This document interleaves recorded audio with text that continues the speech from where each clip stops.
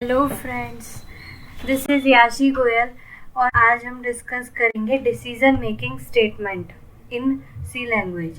तो अब सी लैंग्वेज में हम आगे बढ़ते हैं। तो जैसे कि डिसीजन मेकिंग, इसके नाम से ही पता चल रहा है कि इसमें हमें डिसीजन लेने होंगे। तो जैसे कि दे रखा है कि these statement are used to control flow of execution based on some condition. They can be used to change the order of execution of the statement. Such statement are. तो डिसीजन मेकिंग स्टेटमेंट जो है वो दो प्रकार के हैं, if statement और switch statement.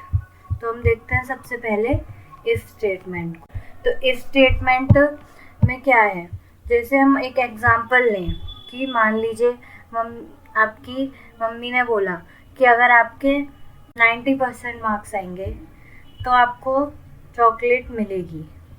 ठीक है, जैसे मान लिया सपोज ये इसका सिर्फ सिंटैक्स हो गया। जैसे इफ़ ये हो गई इसकी टेस्ट कंडीशन में ये चेक होगा कि आपके 90% मार्क्स आए हैं या नहीं।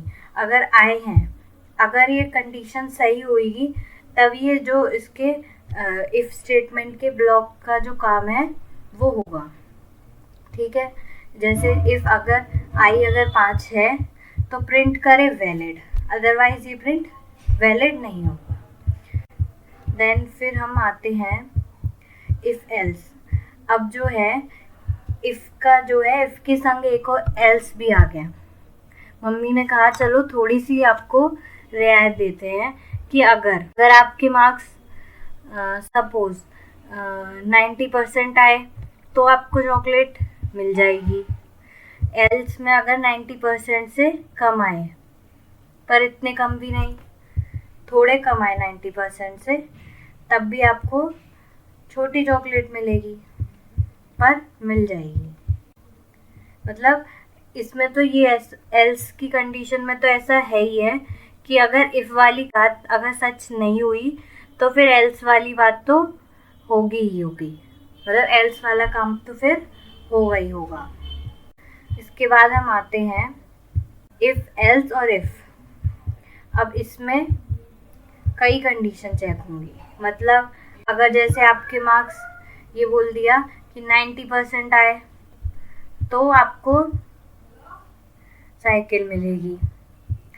एल्स इफ में आ गए 90% नहीं आए तो उसके बाद एल्स इफ की कंडीशन चेक होगी। तो एल्स इफ की कंडीशन में क्या होगा कि मान लो 90 और 80 के बीच में आए तो चलो आपको मोबाइल मिलेगा।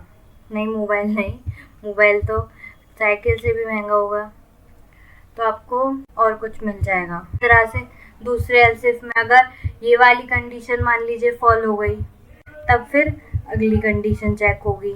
इसी तरह से लास्ट में एल्स की कंडीशन, अगर सारी कंडीशन फॉल हो गई तब जो एल्स वाला ब्लॉक में काम होगा वो वाला काम होगा।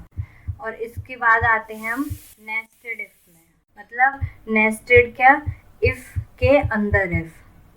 तो इफ में पहले कोई मान लीजिए कोई कंडीशन है कि ये 90% मार्क्स है आपके या नहीं है। फिर कौन सी क्लास में, मान लीजिए कि 10th में आपके 90% है, तब आपका जो काम है वो होगा। और अगर ये नहीं होती है ट्रू तब एल्स वाला काम होगा। देन फिर हम आते हैं स्विच केस पे। डिसीजन मेकिंग का ये दूसरा जो स्टेज है स्विच केस। जैसे कि स्विच के नाम से आपको समझ में आ रहा होगा कि स्विच क्या होता है। स्विच मान लिया होता है बटन होते हैं। बटन आपने सब यूज़ करते हैं अपनी डेली लाइफ में, ऑन ऑफ के बटन होते हैं।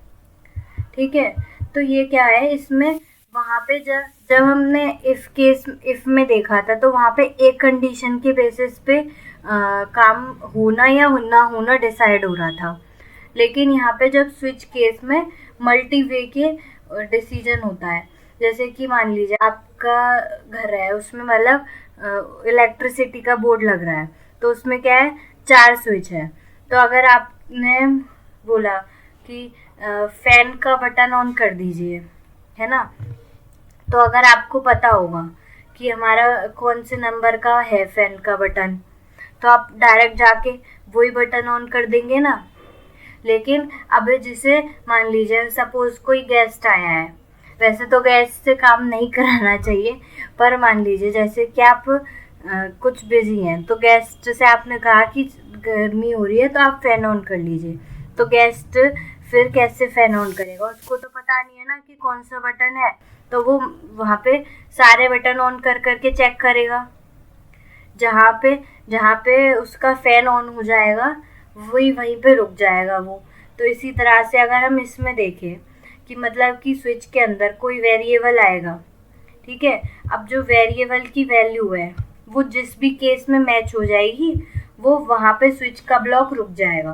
मान लीजिए पहले केस में ही हो गई तो पहले केस में ही रुक जाएगा। मान लीजिए उसको पहला ही बटन मिल गया गेस्ट को, तो वो फिर पहले ही बटन दबा देगा बस, और उसका फैन ऑन हो जाएगा तो वो रुक जाएगा, ठीक है। और अगर ऐसा नहीं होगा तो वो सारे बटन चेक करेगा, फिर लास्ट में कोई जो लास्ट का बटन बचेगा, डिफ़ॉल्ट बटन बचेगा, तो वही होगा उसका बटन फिर फैन का। इसी तरह से इसमें क्या होगा कि ये जो यहाँ पे ब्रेक लगाए है ना, तो ब्रेक इसीलिए लगाए कि अगर पहले वेरिएबल की वैल्यू पहले बार में ही मैच हो गई तो वो जो केस स्विच है वो रुक जाएगा, ब्रेक से वो स्विच के ब्लॉक से फिर बाहर आ जाएगा, जो काम इसमें होना होगा वो हो जाएगा। अगर दूसरे में हुआ तो दूसरे में, नहीं तो लास्ट में वो डिफ़ॉल्ट वाला काम फिर होगा इसमें, तब वो स्विच के ब्लॉक से बाहर निकलेगा। और इसका जो ज़्यादा अच्छे से आपको तब समझ में आएगा जब हम इसका प्रोग्राम बना कर देखेंगे। तो फिर आज की वीडियो में बस इतना ही।